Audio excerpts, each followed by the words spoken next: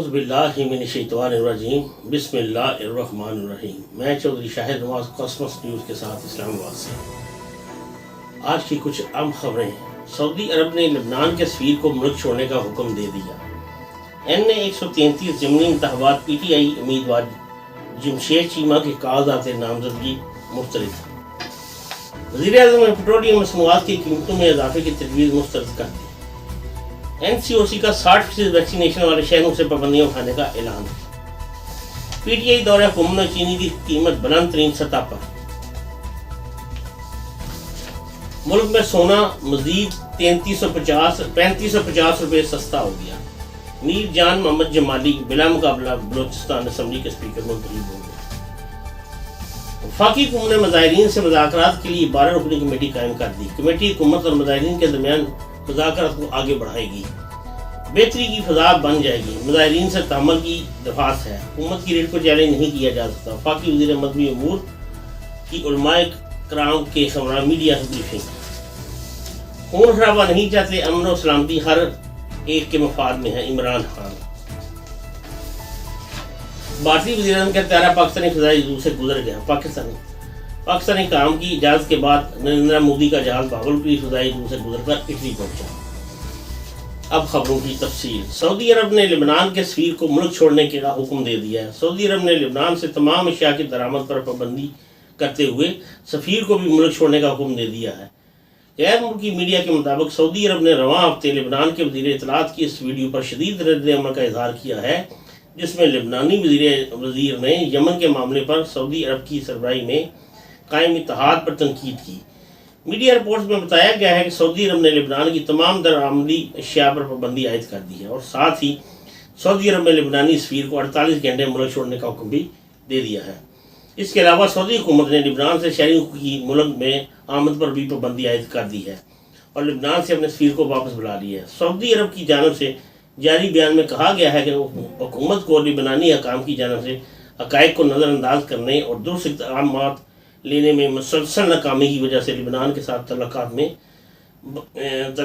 برآمد ہونے والے نتائج پر افسوس ہے۔ میڈیا رپورٹس کے مطابق سعودی عرب کے بعد بحرین نے بھی اسی معاملے پر 2 روز میں لبنانی سفیر کو ملک چھوڑنے کا حکم دے دیا ہے، جس کی تصدیق بحرین کی وزارت خارجہ کی جانب سے کی گئی۔ میڈیا رپورٹس کے مطابق لبنانی وزیر اطلاعات نے یمن جنگ میں سعودی اتحاد پر تنقید کرتے ہوئے کہا تھا کہ یمن میں حوثی غیر ملکی جارحیت کے خلاف اپنا دفاع کر رہے ہیں۔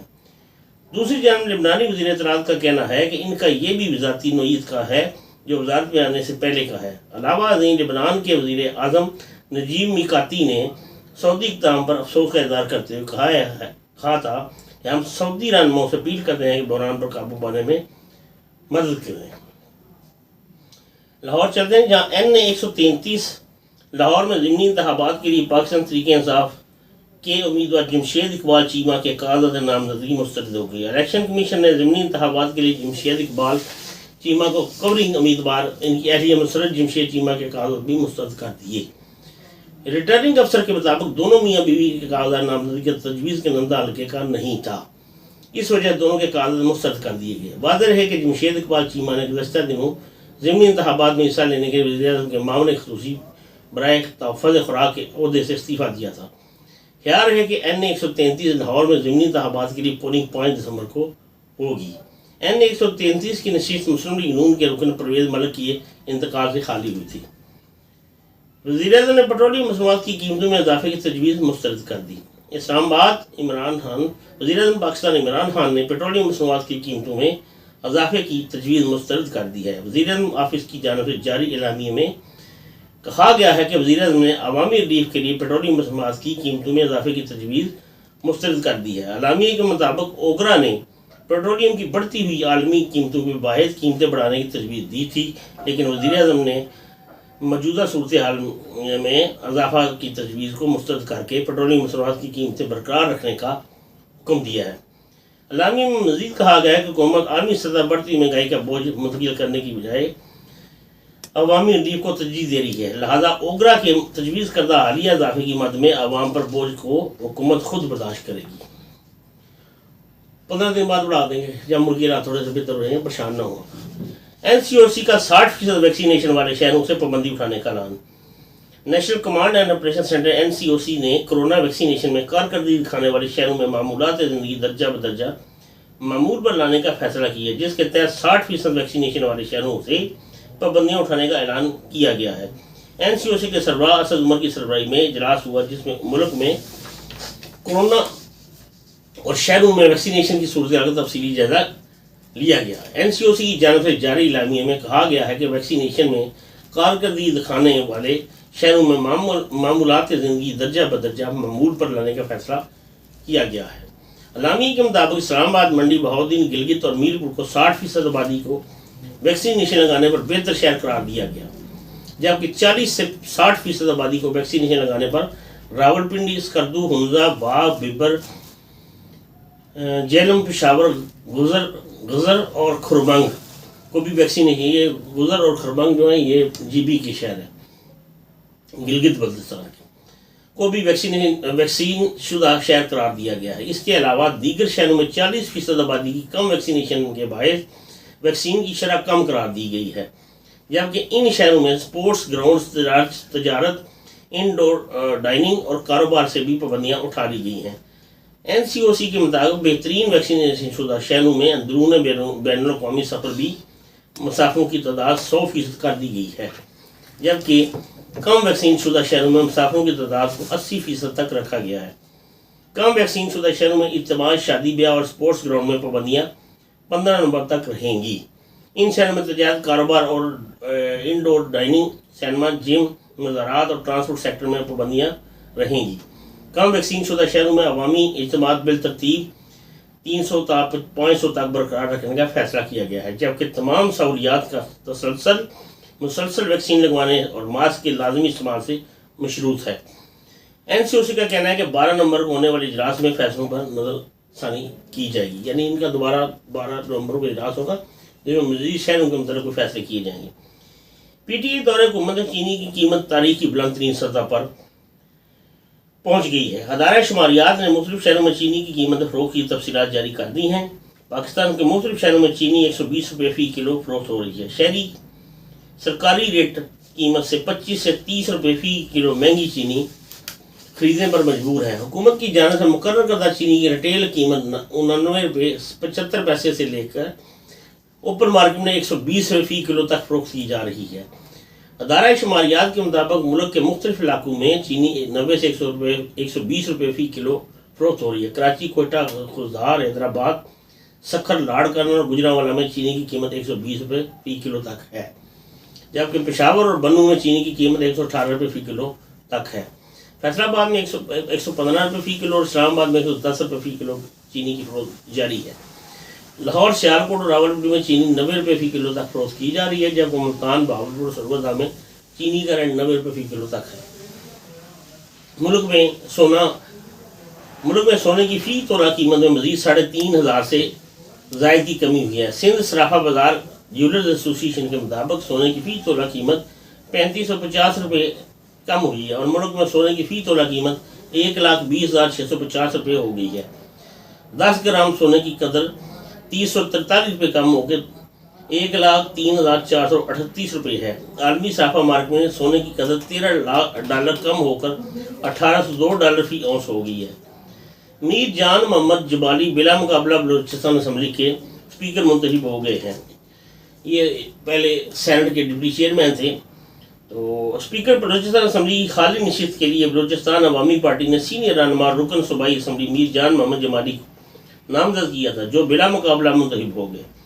سیکرٹری اسمبلی کا کہنا ہے کہ میر جان محمد جمالی کی بطور اسپیکر کامیابی کا اعلان آج صبح 3 بجے کیا جائے گا۔ میر جان محمد جمالی کا شمار صوبے کے سینئر سیاستدانوں میں ہوتا ہے۔ وہ 98 میں وزیر اعلیٰ بلوچستان کی منصب پر فائز رہے ہیں، جبکہ 2006 میں ڈپٹی چیئرمین سینٹ کے فرائض انجام دے چکے ہیں۔ میر جان محمد جمالی 2013 میں اسپیکر بلوچستان اسمبلی کے عہدے پر بھی رہ چکے ہیں۔ اسپیکر بلوچستان کی نشست پر عبدالقدوس بزنجو کے استعفے کے بعد خالی ہوئی عبدالقدوس بزنجو نے گزشتہ روز وزیر اعلیٰ بلوچستان کے منصب کا حلف لے لیا تھا۔ وفاقی حکومت نے مظاہرین سے مذاکرات کے لیے 12 رکنی کمیٹی قائم کر دی ہے۔ حکومتی کمیٹی اور مظاہرین کے درمیان مذاکرات کو آگے بڑھائے گی۔ پر امید ہے بہتری کی فضا بن جائے گی۔ مظاہرین سے تحمل کی درخواست کی ہے۔ حکومت کی ریٹ کو چیلنج نہیں کیا جا سکتا۔ وفاقی وزیر مذہبی امور کی علماء کرام کے ہمراہ میڈیا بریفنگ۔ وفاقی حکومت نے مظاہرین سے مذاکرات کے لیے 12 رکنی کمیٹی قائم کر دی ہے۔ وفاقی وزیر برائے مذہبی امور نور الحق قادری نے کہا ہے کہ کمیٹی حکومت اور مظاہرین سے رابطہ رکھے گی، پر امید ہے بہتری کی فضا بن جائے گی۔ تفصیلات کے مطابق کالعدم جماعت کے احتجاج کے باعث ملک کی موجودہ صورتحال پر وزیر اعظم عمران خان اور علماء کرام کے درمیان اہم ملاقات ہوئی۔ ملاقات میں موجودہ صورتحال کا جائزہ لیا گیا۔ وفاقی وزیر برائے مذہبی امور نور الحق قادری نے میڈیا بریفنگ میں بتایا کہ وزیر اعظم عمران خان کی علماء کرام سے ملاقات ہوئی ہے۔ حکومت نے مظاہرین سے مذاکرات کے لیے 12 رکنی کمیٹی قائم کر دی ہے۔ علماء کرام نے معاملے کے حل کے لیے تعاون کا اظہار کیا۔ علماء کرام نے کہا کہ مظاہرین سے بھی تحمل کی درخواست کی ہے۔ حکومت کی ریٹ کو چیلنج نہیں کیا جا سکتا۔ وزیر داخلہ شیخ رشید نے کہا کہ وزیر اعظم کے علماء و مشائخ سے ملاقات بہت اچھی رہی۔ اس سے قبل وزیر اعظم اور علماء کرام کی ملاقات میں کالعدم جماعت کے مطالبات اور احتجاجی مظاہرے پر مختلف مکتبہ فکر کے علماء کے نقطۂ نظر کو معلوم کیا گیا۔ علماء کرام کو رحمت للعالمین صلی اللہ علیہ وآلہ وسلم اتھارٹی سے متعلق بھی آگاہ کیا گیا۔ یاد رہے وزیر اعظم پاکستان جناب عمران خان نے قوم سے ہونے والا آج کا خطاب بھی ملتوی کر دیا ہے۔ وزیر اعظم آفس سے کے ذرائع کا کہنا ہے کہ عمران خان ابھی کالعدم جماعت کے احتجاج سے متعلق مزید مشاورت کرنا چاہتے ہیں۔ خطاب کے وقت کا تعین جلد کیا جائے گا۔ کالعدم جماعت کے احتجاج کے معاملے پر وزیر اعظم پاکستان جناب عمران خان کی جانب سے مشاورت کا سلسلہ جاری ہے۔ گزشتہ روز وزیر اعظم عمران خان کی زیر صدارت قومی سلامتی کمیٹی کے اجلاس کے اعلامیے میں کہا گیا ہے کہ قومی سلامتی کمیٹی کو ملک کی داخلی سلامتی پر بریفنگ دی گئی۔ کسی بھی گروپ یا عناصر کو حکومت پر دور ڈالنے کی اجازت نہیں دی جائے گی۔ اجلاس میں کالعدم جماعت کے احتجاج کے دوران جان و مال کے نقصان پہنچانے پر تشویش کا اظہار کیا گیا۔ قومی سلامتی کمیٹی نے فیصلہ کیا کہ قانون کی عملداری میں خلل ڈالنے کی مزید کوئی رعایت نہیں دی جائے گی۔ ریاست کے تحمل کو کمزوری کی علامت نہ سمجھا جائے۔ کمیٹی نے پولیس کی پیشہ ورانہ کارکردگی اور تحمل کو خراج تحسین پیش کیا۔ پولیس کو جان و مال کے تحفظ کے دفاع کا حق حاصل ہے۔ کالعدم تنظیم کی جانب سے مزید خلاف ورزی کو ہرگز برداشت نہیں کیا جائے گا۔ پولیس اہلکاروں پر تشدد کیا گیا یہ رویہ قابل قبول نہیں۔ ریاست پرامن احتجاج کے حق کو تسلیم کرتی ہے۔ کالعدم تنظیم کے دانستہ طور پر سرکاری اور نجی املاک کو نقصان پہنچانا، ریاست آئین و قانون کے دائرہ کار میں رہ کر مذاکرات کرے گی۔ کسی قسم کے غیر آئینی اور بلا جواز مطالبات تسلیم نہیں کیے جائیں گے۔ اجلاس میں وزیر اعظم اور قومی سلامتی ممبران نے شہید ہونے والے پولیس اہلکاروں کے لیے تعزیت کا اظہار کیا اور فیصلہ کیا کہ شہید اہلکاروں کے اہل خانوں کو معاوضہ اور ان کی کفالت یقینی بنائی جائے گی۔ حکومت اہلکاروں کی ہر قسم کی امداد اور پشت پناہی جاری رکھے گی۔ حکومت نے ناموس رسالت صلی اللہ علیہ وآلہ وسلم کے تحفظ اور اسلام فوبیا کے تدارک کے لیے اندرونی اور بین الاقوامی سطح پر کام کیا۔ کامیابی سے ایشوز کو اقوام متحدہ، OIC، یورپی یونین اور دیگر بین الاقوامی فورم پر اجاگر کیا۔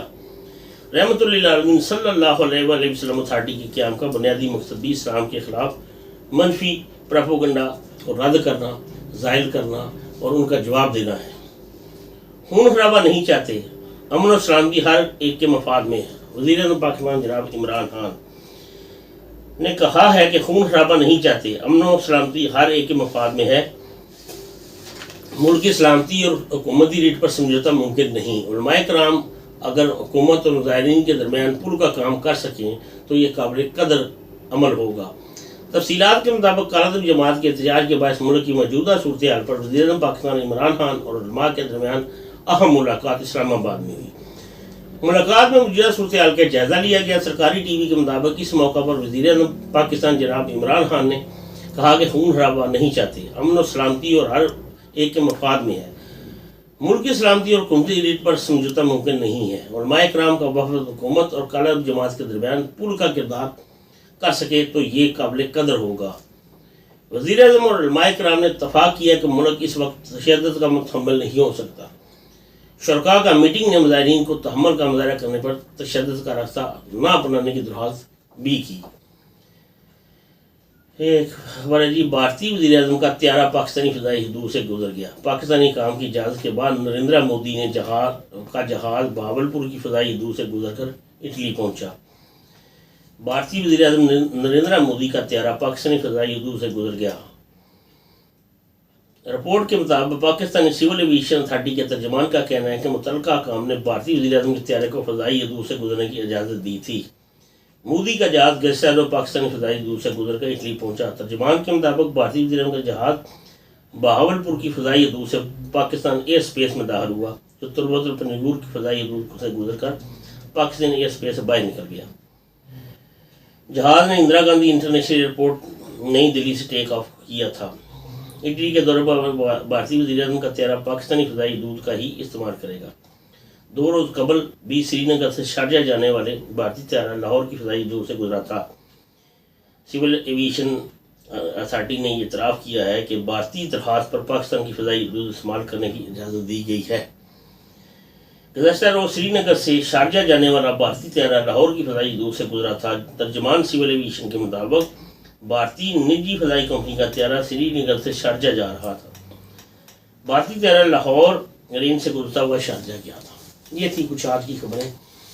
انشاءاللہ تعالیٰ چند دنوں میں ماحول بہتر ہو جائے گا، علماء کرام آ گئے ہیں تو ادھر بھی عالم ہے، ادھر بھی جب عالم ہوں گے تو یہ جو پہلے جلتی پر تیل ڈال رہے تھے شکر کریں وہ درمیان سے ہٹیں گے، تو پھر یہ جا کے جو کمیٹی بنی ہے انشاءاللہ تعالیٰ یہ سعد رضوی کی جماعت قلعہ طریقے تعلم اور جو ہے ان سے بھی مذاکرات کرے گی انشاءاللہ تعالیٰ۔ اسی ہفتے میں اس کا رزلٹ آؤٹ ہو جائے گا، جو بھی بنا انشاءاللہ تعالیٰ قوم کے مفاد میں ہوگا۔ جو عمران خان صاحب نے یہ اسٹیپ لیا نا کہ علماء کرام سے ملاقات کا، یہ بہت اچھا اسٹیپ ہے۔ انشاءاللہ تعالیٰ امید ہے کہ اس کا رزلٹ 2-3 روز میں آنا شروع ہو جائے گا اور ادھر بھی معاملہ ٹھنڈے ہونے شروع ہو جائیں گے اور روڈیں آباد ہو جائیں گی، تو پھر وہی ہوگا پاکستان زندہ باد، پاکستان زندہ باد۔